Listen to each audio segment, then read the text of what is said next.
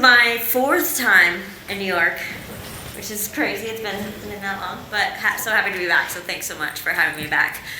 And I know I asked for some sympathy yesterday because my voice was halfway gone. Didn't know that today would be 10 times worse. So we're just gonna make it through it. I will take any participation just to relieve some of my suffering. So shout out, raise a hand, whatever. I'll take it all.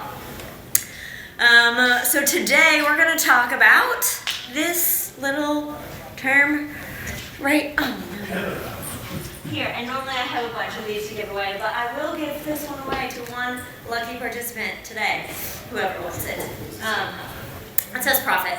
We also have a lot of EBITDA hats too, so if you do come to CBC, the real nerds love the EBITDA hats. So, but I'll be happy to give that away.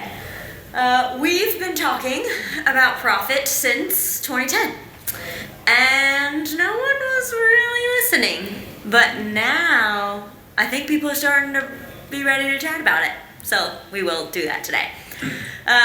Just so I know who's in the room today, and today's talk, I know they have me under sales and distribution, but we're really going to kind of cover everything from the taproom side to distribution as well. So do I have taproom managers? No? Okay. GMs, owners, brewers, sales reps, sales distro. I know we raised our hand for everything. We did this yesterday. Everyone wears many hats in this business. Great. Okay. And size-wise, under 1,000 barrels a year. Cool. 1 to 5, 5 to 10, and over 10. Awesome. Cool. Okay. So that just helps us give a good idea of who's in the room so we can make our talks as useful as possible for you all. And so when I come back next year, we'll put that into account as well. So profit is the first thing we're going to focus on. And I said this yesterday. It's not the only reason you're in business, right? But it does help you stay in business so that you can do what you need best. Oh gosh, it's already coming. I'm sorry. We'll get through it, I promise. That's my inner talk to myself. As he said, I'm Julie Grubbs. I'm a CPA and a brewery consultant with Small Batch Standard. We go by SBS. We're the premier financial agency built to serve the craft industry through outsourced accounting, bookkeeping, tax compliance, and then benchmark growth consulting.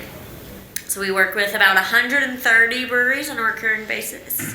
Catskill's one of those. I don't know if we have anyone else in the room. Prison City, a couple other New York breweries, a couple cideries and distilleries as well. I'm going to go through this part a bit fast. So we've been around since, as I said, 2010. Chris left his family CPA firm in Jacksonville, Florida, and worked with his first brewery client.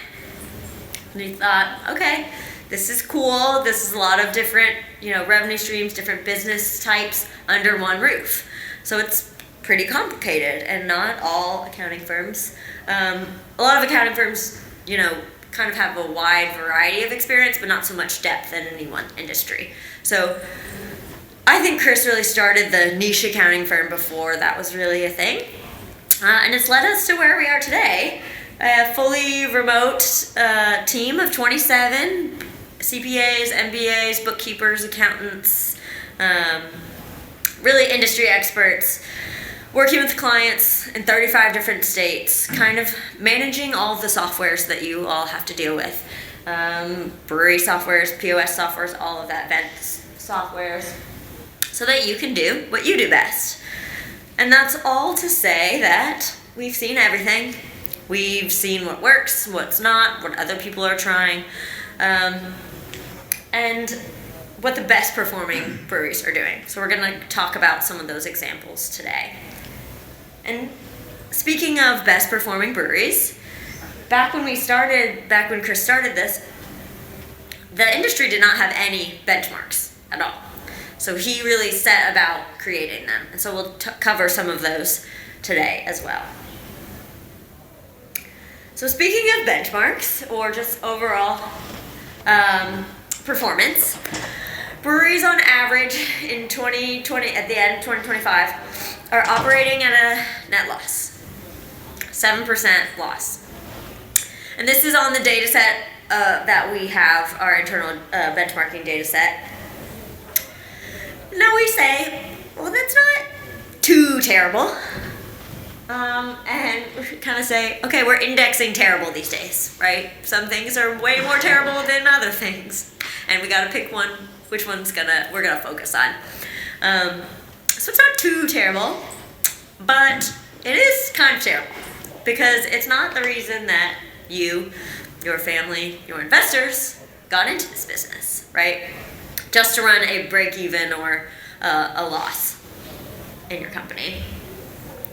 And on the flip side, the days of easy cash coming in, blank checks from the banks, easily getting debt, the debt's still there, but it's not as easy, and it's really expensive debt, but it's not as easy to, get that capital. So the bottom line is that we have to make money in order to continue being in business. So let's go back to our data. Our data tells us that regardless of market conditions, every brewery has a pathway to profit, both in the tap room and also in distribution. So a third of our breweries in our data set are operating profitably, some in excess of 20% no overall net operating income, about 15% in the taproom silo and 7% in the distro silo. So you might be asking, how did these breweries get there? What path did they take to get there? And so that's what we're going to cover today. We call it Paths to Profit. So we're going to talk about how to stack some everyday strategies to generate more revenue and profit without adding any more team members, equipment, or debt. So if you can execute these plays, we think that you can see more profit. So 3 different areas we're going to cover are tap room ratios, discipline distribution, and then overall event expansion. So these examples come from real breweries that we worked with in 2025. We've changed the names and data and maybe the images as well that you'll see. But before we dive in, you'll have an opportunity to download the templates you see in the example and book a consulting call with our team in order to run these with your own numbers.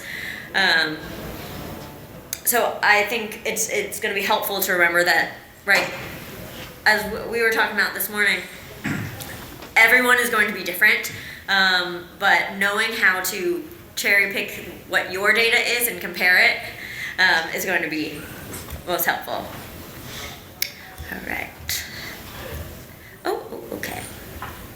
All right. So first up, we're going to explore the taproom revenue ratio as well as labor. So everyone meet Ben. This is Ben. He opened his brew pub in December 2019 after he lost a bet. He entered the home brewing competition, and his friend said, if you win, you have to open a brewery. And he was like, nah, that's not going to happen. Well, it turns out he did win. And so here we are. He's been doing this for, over 5 years now. And it's kind of impressive given his timing of entry to the market, we would say. But there's a problem. Ben hasn't paid himself yet. In 2024, he hit profitability, and in 2025, he did so as well. So let's look at the numbers. He's doing about $1.45 million in revenue, with about 92% of that coming from his taproom. All of that leaves around $53,000 per year in profit. Not bad, but not really enough to pay himself. And the problem is Ben keeps coming out with new beers, flying all around the country to judge beer competitions, and really hiring his friends to run the taproom. Did I say he's not paying himself? So he asked us to look at the numbers and give him some recommendations on how to get more profit. So knowing that he's taproom focused and seeing a bunch of these, we know where we want to look first. And we're going to look at taproom beer pricing as well as his labor. So let's do that.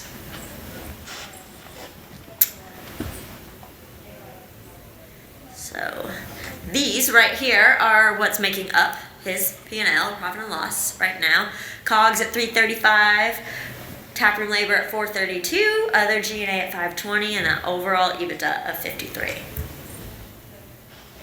So 25% on the COGS, 32% on the labor, and then 39% in other G&A. So first we're going to look at beer pricing. We talked about yesterday, beer is our most profitable product. So what do we want to do with this product, right? We want to apply as much pricing pressure as possible without detracting the customer. So we're going to look at total beer sales, and we're going to look at his breakdown of his highest pour sizes, or highest volume pour sizes. We're going to convert those to a revenue per barrel, which, if you know our benchmark, is $1,300 to $1,800 in the taproom per barrel. We also extracted units sold from the POS, pretty easy to do. And we can see that the 10 ounce, the 16 ounce, and the growlers are on the lower end of that range. And as shown here, the flights are the only ones that are really knocking it out of the park. So the higher, obviously, in the range you can get, the better. And what we do want to aim for is the most units sold with the highest revenue per barrel. So what we can see here is that that 16 ounce pour is really high on the units sold, but it is at that lowest revenue per barrel. So we're actually going to recommend a price increase here. We're going to leave the flights the same. We do want to calculate for a little churn, because there might be that 1% of customers that stomp their feet and, don't come back. But look what happens when you make some small adjustments to the pricing, especially with the ones with the higher units sold. The profit result there is $78,000 profit for a year. So this just helps us quantify, that churn we were worried about if we were going to raise prices. That might be worth it, because that profit is going to help us stay in business longer. But we need to calculate it and see how much we can go. So some questions I often get. This pricing is for like the mid-Atlantic region. We did this talk in Colorado, and they said, hey, are these 2013 prices? Because what? And then in Kentucky, they said, hey, these are $2 more per pint than we can charge, right? So this is Ben's prescription for his market, and yours is going to be completely different, right? We can't even talk about actual pricing. So I think it helps you see the profit potential. It's not going to be universal. And also, another thing we get is, right, you want us to increase all of that all at once? Maybe not, right? There can be some stages to it. And, I'm going to come out and say, oh, golly gee, of course if I just increase prices, I can make more money, duh, right? And no, we're not shoving price increases down the customer's throat.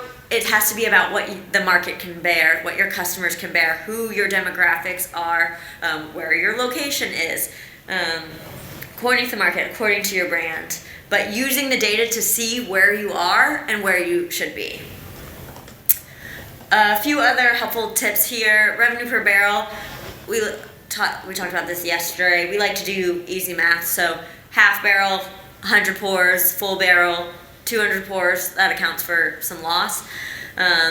So if you divide 1,300 by 200 pours, that gets you at about $6.50 per pint. So you can just do that easy math to figure out where you would be on the revenue per barrel scale.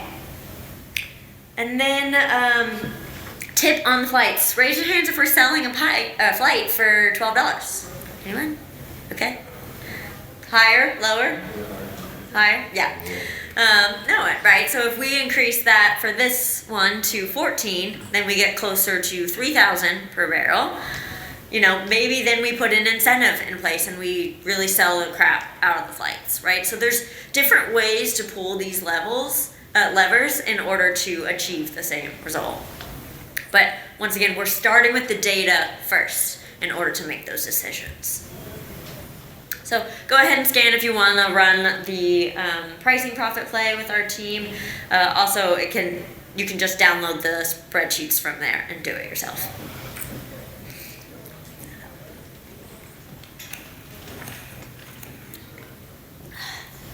Okay, I think the medicine is starting to kick in, so if I start jumping up and down, we're gonna have a really good time. All right, so next we're gonna cover taproom labor. We're gonna look at all taproom sales for the whole year. And those are at 1.34 million. And an average hourly wage of $17.50 an hour, and this is blended between front of house and back of house. So Ben offers light food. So we talked about it yesterday. We have 3 different benchmarks for food models for taproom labor. No food, so that's just prepackaged snacks. Light food, which means there's at least one person running that, and then full restaurant. So our benchmark for light food is 18 to 22% of taproom sales. So that's going to go over your annual labor. So he currently scheduled around 473 hours per week among the staff. Right, some of you may have 10 employees doing that, splitting that. Some may have 30, right? Your business model is going to be different. But labor is running at $432,000 a year. So when we compare that labor to the sales, the result is 32%, which is way too high, right? That is 10 percentage points over our benchmark. End all be all, that's just not sustainable. So going from 32 to 22, that's going to be quite a Herculean task. So we're going to just look for any improvement we can make here. Is that net sales or revenue? Net taproom sales. So if we can drop the weekly hours scheduled from 473 to 350, which is a lot, but we bring that labor down to 24%, right? Still above benchmark. And now that may seem like a lot of hours to reduce, but it's asking the team, and it's asking the team to either do the same amount of work without overtime with 3 less people, right? This involves looking at shifts, trends, busy hours, not busy hours. I was on a call with a client recently, and they realized that some of their back of house people were just overtime, kind of clocking in a little early, clocking out a little late. They found out it was costing them about $1,000 per pay period, right? That adds up and can really, we really have to be dialed in when it comes to labor. I know labor is one of the most challenging aspects of the business in many ways, right? Especially on the financial side. So we really have to be strategic about how we're making those decisions. So maybe it means have too many people. Maybe it means we're not cutting early. Maybe we're not understanding our customer flow. I know in Tara's talk yesterday, they adjusted their hours and they realized how much it was going to save them, and they weren't going to drop off that much in sales for that period, those couple of hours over the week. So if, in this case, when Ben did this, he covered an additional $113,000 in profit, right? Now, he is an outlier, so it may not be the case for you, but where he was at was 32%, which is in the middle of our full kitchen benchmark, which is 30 to 35% for taproom sales. And the problem with that light food model is you just don't have the revenue to back it up, right? The smaller items that you have food-wise are just not the same as in that full restaurant model. So this may not be the case for you, but I think it shows the potential of taking one of these plays and really implementing it to its fullest capacity to increase the success of the business. So he went from 53 to 244, right? That's a swing of 191. So, like I said, this was an outlier for sure, but I promise there are opportunities to increase profit. So if you want to run the labor profit play with our team, you can scan that. Right, so the question I get often is, how do you expect us to cut 100 hours a week, right? And I mentioned it a little bit before, but your kitchen manager, your GM really needs experience scheduling and cutting staff or bringing staff in and training to really manage those efficiencies. And you may not be able to drop it 10 points, but you could drop it 4 or 5, right? All right, our second path to profit is disciplined distribution. So everyone meet Daisy. Daisy didn't lose a bet. She started a brewery back in 2016 and has grown a nice operation.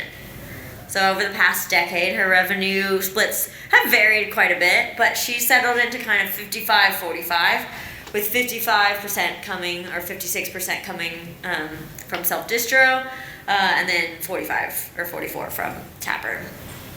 But she's running a slight loss in the business and wants to figure out why. So she asked us to focus on her self-distro operations. So losing about $7,000 a year on the distro side. Or sorry, losing $7,000 a year overall. And when we look at losing $7,000 overall, if we break down just the self-distro side, it's really losing a lot. About $80,000 a year. This shows us that all the profit that she might be getting from the tap room is kind of being eaten up by her distro business. So when we analyze any wholesale business, we always start with the margins. Margins per SKU in distro.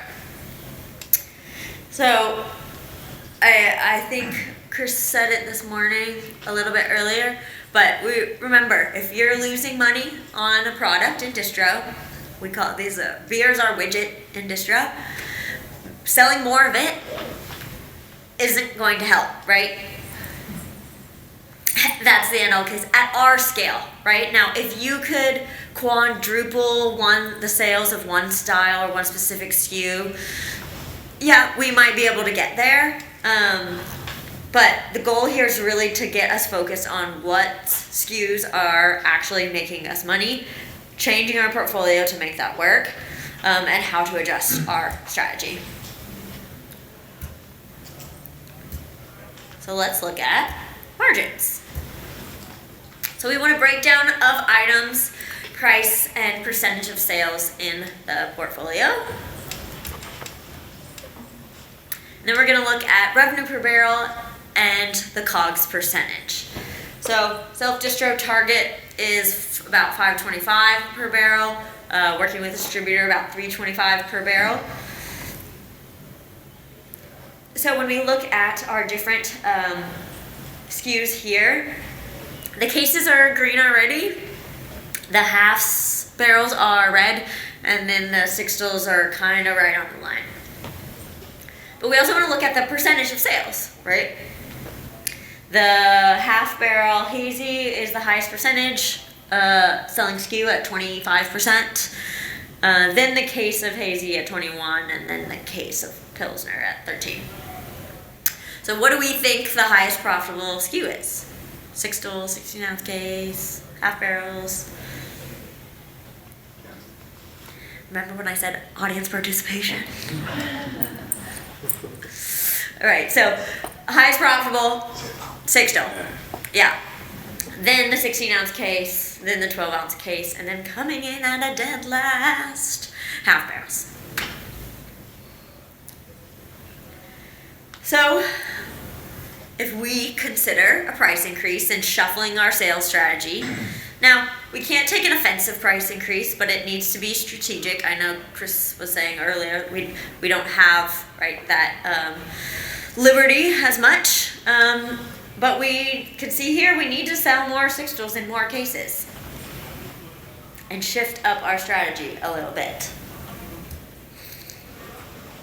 So we raised the sixtel from 95 to 99, some 85 to 91s. We raised the half barrel Raise the cases a nominal amount.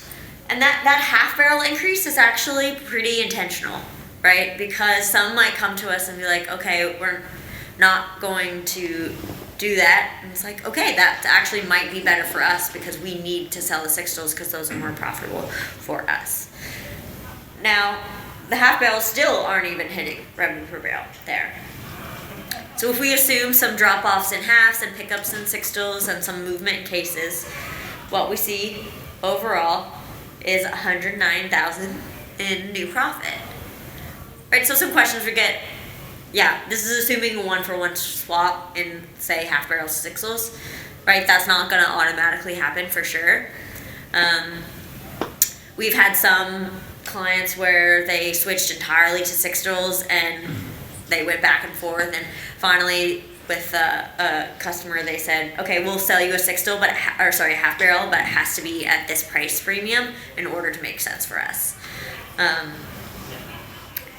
Some people will say this isn't realistic because distro for us is a marketing spend, right? We compete with the big boys, and so we have to do that. You can do whatever you want in the distro program. And I think Chris was saying this morning a little bit too, but it's not going to magically become a profit generator, right? You really need to know your numbers and make these decisions a little bit more intentionally and strategically. The times of, we're going to lose accounts or we're just going to use distro as marketing spend, like those are gone. We have to make these this decision for the right reasons.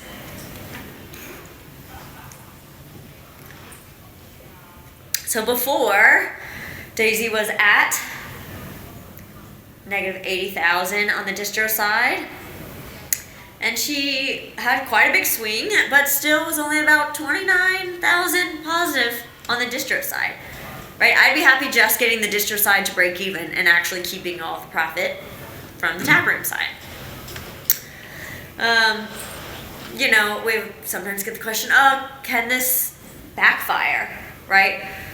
There's, I guess, some potential for that, but the takeaway here really is that you can no longer sell losing SKUs. So make sure that you are doing this work to figure out exactly what your gross margins are, what your net margins are, so we know what SKUs we're selling in distribution, what ones we can't. Do we need to do a volume discount? Can we, what strategies are we putting in place? Distributor incentives, those kinds of things, in order to actually make it work for us. We've even had the case of swapping out reps for distributor incentives every other month. That's a whole calculation game where we can see what's our net margin with reps, without reps, and with the incentives. So there's no standard discount there. So if you want to look at the distro side of your business with us, you can scan that. Let me get one more water at me. Jamie was a lifesaver and got me some Dayquil, so. There's no CVS or anything right where we are. We're in a kind of dead zone, I think. All right, so we're going to look at events. Everyone meet Tony. Hi, Tony. Tony is a former model turned brewery owner. He's using his handsome face and lovely locks to do really well on the brewing side. And he's like, I am crushing it. He's got about 35% revenue coming from his tap room, doing a lot on the distro side. But really well isn't enough for Tony, and he wants to ensure success. So he asked us where he can improve. How can I keep my foot on the gas? So after looking at his numbers, we decided to dive into event expansion for Tony. I mean, I just kind of want to keep looking at his face, don't you?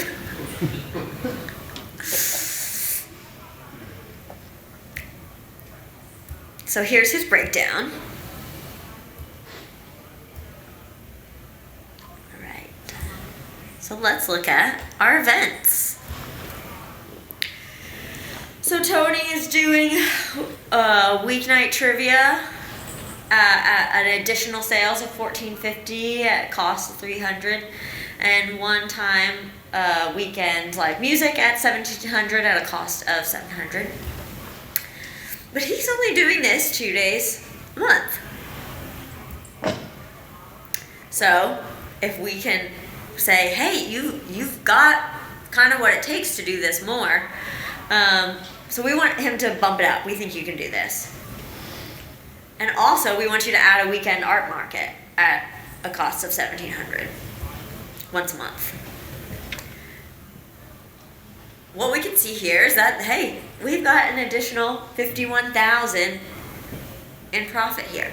Now, obviously, yeah, I wish I could just do more things all the time, but I think it's really important here to know what your base sales are, know how your programming is increasing it, what's the ROI on that, what's our costs are involved, right? We really have to get a little bit more detailed in how we're planning and projecting our events going forward, as well as the ROI on those. So maybe you're already doing something every night of the week, but are you looking at each of those to determine what's best for you? And what lens are you looking at these items through? Is it our financial lens? We really need to make sure that we're putting on those glasses when we're looking at this. But let's not stop there at our taproom events. Let's really look at private events. And I know I guess the talk earlier wasn't happening. So congrats on her for having her baby. That was great. But we did miss out on that. I think of especially private events, we're seeing even some breweries are no longer going to brew in their own space. They're contracting all of their beer because they have such a cool space that they're turning it into more of just an event space. Now that might not work for you, but we need to be more strategic about our private events. So Tony has large group parties of about 30 people, and then he also has wedding receptions. So those are his two different options that he does. He's getting those large group parties around 2 days a month, and wedding reception every other month. And we say, hey, you really got to step it up and start selling your space, right? So this might require at some point a dedicated events person. I know Chris was talking to some breweries in Jacksonville, and they were managing on average like 10 inbound calls a week, right? Once you get to that point, you might have to have a dedicated person who's doing that. But then that dedicated events person, when they're not fielding those inbound calls, can also start outbound calls, right? Managing, selling the space, inviting wedding planners or other event planners, having a photographer come, really showing what can be done with the space if you have it. We also wanted Tony to add a corporate lunch in. So at his new effort here, he was able to get a new profit of $54,000, right? So often it's the questions we'll get is, where do I start with this, right? So for you, start with your inbound. But if you have a dedicated events person, you might get one. You can put them on commission, right? And start having them selling the space. It's not going to fall in your lap, that's for sure. But what we can see here is that they're highly profitable. They're often very controllable. Some other questions we get are, like if I were to do an art market, would you have a vendor fee? We would charge a nominal amount just to make sure that those people are serious about it, and that they'll make you look good.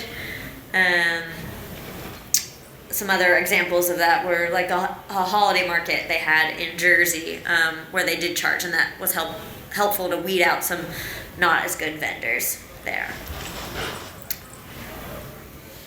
So the swing there was $142K. Now, when we talk about how to price these things, you're going to look at your best day's sales in the last 60 days, depending on the size of the space, right? If it's a small space and needs a full buyout, depending on the time of day, it's really helpful for you to start knowing your Wednesday in March compared to Wednesday and last March, and be able to get your kind of baseline sales so that you can know what your programming, what your events is doing for you on top of that. So before you go, we've helped, this says 40, but over about 75 breweries I think have gone through this exercise to find you different areas that you might be missing for different the different sections of your business. And really our job here is to help you stay in business because that helps us. That's good for us. Also, if you book a call by the end of the conference, we have purchased 1 full month of Secret Hopper, which I talked about yesterday. Andrew Copeland of Secret Hopper. This is a secret shopper program where they will come in and visit your tap room. I've seen the reports and they are really informative of what's going on in your space, and help really just give you that operational data to help improve.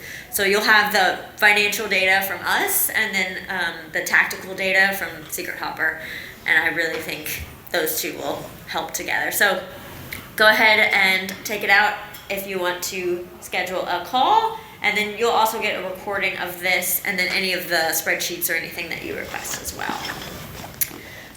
So with all of that, I'll leave that up, and then we can get into some Q&A. Thanks so much.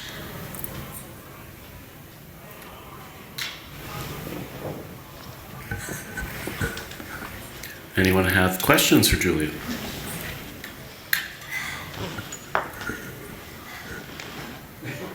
We're almost there. Currently trending in tap rooms that is, taking off on the West Coast or somewhere else that hasn't quite hit us yet, or anywhere else in the country. In terms of anything in particular? Like the tennis that they're currently trying to roll out now, or Star Trek trivia really is taking off in Nebraska. Anything that you guys, we haven't really heard. So, in an honest example, shaved Brussels sprouts was a big hit for me before it was, it was on all over the West Coast. And when I put it in a deli I ran before it was here, it did, gangbusters numbers. But Okay. Something like that. Yeah, I'm thinking of, I guess I'll kind of go a couple different ways with it. The tennis thing was new. We've definitely seen people installing pickleball courts or having the leagues or that kind of thing. Getting a little bit more involved with, I think that's why it's hard to be super comparative across places, I would say, because it depends on who your customer is, right? So if you have a ton of people who play Ultimate Frisbee, then maybe you'll sponsor an Ultimate Frisbee tournament, right? And be able to get them as a part of your community.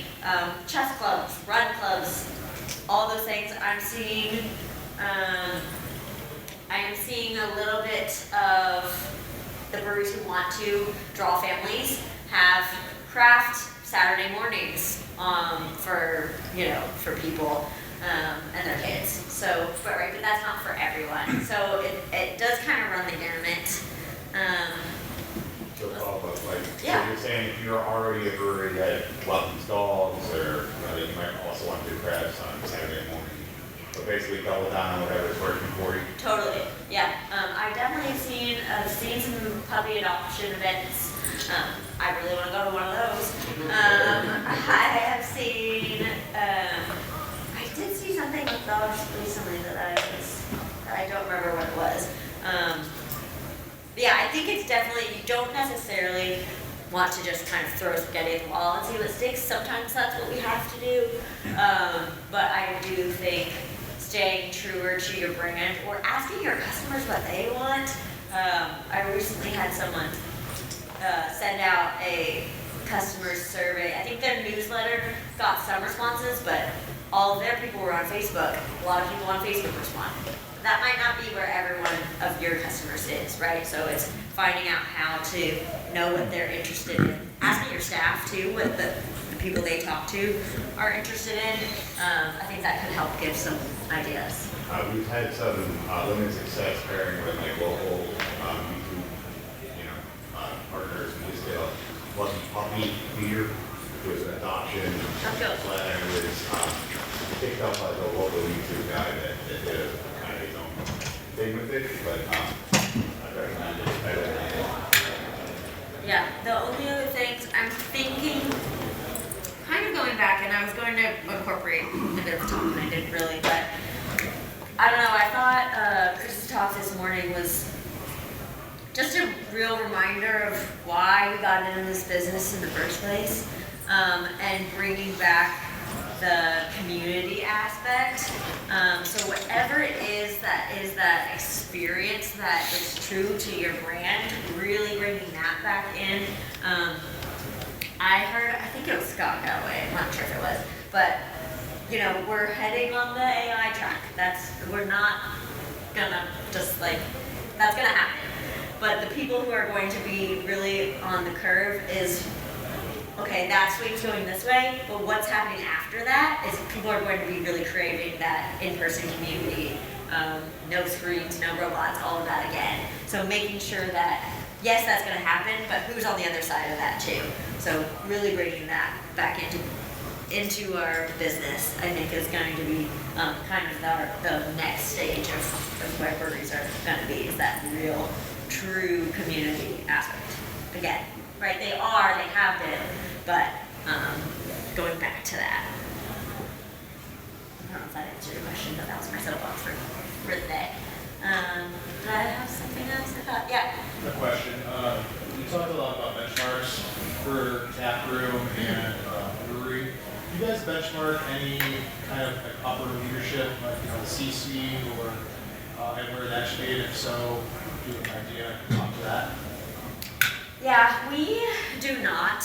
Our kind of philosophy for a while was owners eat last. Wait, I'm supposed to pay myself? Well, let's talk about No, that. you might get to eat, but last. Yeah, I mean, I think it's so many of them are set up in such different ways that we've never had a standard benchmark for that. Okay. Kind of because you end up getting the profit at the end of the day, so that is built in a little bit, but no, yeah, we don't have a standard leadership benchmark. We kind of have an admin benchmark, but that's more on the clerical marketing side, all of that. Okay. Yeah. Can you speak to any software platforms that both clients and you all love, whether it's POS or manufacturing? Yeah, that's a great question. So on the POS, sorry, I'm not using the mic now. I didn't realize that. Everybody hear me? Okay. I am a dancer, musical theater performer. I tend to project some days. So on the POS side, Bridget can maybe help me with this because I'm not in the day-to-day as much. We like Toast, we like Arrived, we like Square for the most Ish. part. We still have a couple that use Upserve, Lightspeed, Breakout. I don't know what the name is. I don't know which name it is, but I use all three names because they're, I'll say. That's all I think on the POS side. I think is the biggest. Toast and Arrived, yeah. Toast especially, I think, is great captured in the operational side. They know the managers and stuff on that side, but it works really well for us on the accounting side. Yeah. So we can easily kind of see all the stuff. Mm-hmm. Did you say Toast is best for reporting? Yeah, both on the operational side again, the management, but also for our accounting. Easily Yeah. very good at QuickBooks. There's some problems with all of them. Yeah. On the, say, like, event side, some people use Eventbrite, Perfect venue. Perfect Venue. Triple C. Triple C, sorry, that's what I was thinking of. On the brewery management software, we really like Ecos. We like Ollie as well. Beer 30. They're all for different price points and different reasons, and there's different tiers that can do different things. I'm learning a little bit about Brew as well. That's a newer one. I think that's all on that side. Any questions about it? Something else that we might have heard of? Yeah. It's not about these softwares, it's just in general, like what's the one thing that you see breweries always doing and you kind of laugh and you're like, if they knew this one, like it's so crazy they're doing it this way, if they knew this one thing. It's one trick. The Yeah. brewers. Let's go. Okay, I'll say this maybe, and it's maybe a little bit more for newer breweries, is that we're like, oh, we want to get all of the classing in QuickBooks exactly right, and we're not doing this. And I'm like, let's focus on making more sales. Like, we're at just such a low sales volume that that part's not going to matter. That, well, I would rather you put a ton more effort on, like, okay, what's our profitability for this month? What was it last month? How can we improve, right? As opposed to, like, kind of the minutia of the day-to-day. Even though that feels like something we can control, it's not really going to help full at that stage, right? If we're multi-location and all of that, that's a little bit, that's just kind of more of a pet peeve of, I'm like, just try and make more money first. We'll get there. I'm trying to think anything else on the, like, the problem is there's not a silver bullet. I feel like everyone comes to us and is like, you're gonna tell me that, aren't you? You're gonna give me exactly what I want to know. And it's a lot of little changes on little items that are adding up over time that make the biggest difference, I think. Knowing what your numbers are, that's pretty important, and like tracking the trend over time, I think, would be my best piece of advice. Did you have anything in particular that you were thinking of, or? No, I think that's great advice what you said. We've gotten that advice before, like stop worrying about perfecting your accounting and just make more money. Like just sell more stuff. That is the silver bullet. And then it's like, okay, but how? Yeah, I know, and I won't say that. I mean, we are the accountants. We do want you to have great books. Sell more shit. It's really not helpful if you don't have good books at all. But when it gets to that kind of minutia, that's like, that part's not worth it. Know what your beer costs. No, that's sometimes something, we don't always think about, but now we're starting to. So, we've been talking about it for a while. So, yeah, we'd love that. Help you know exactly what your numbers are and what you can sell for and how to make more money. Anybody else got anything for me? I think we're okay.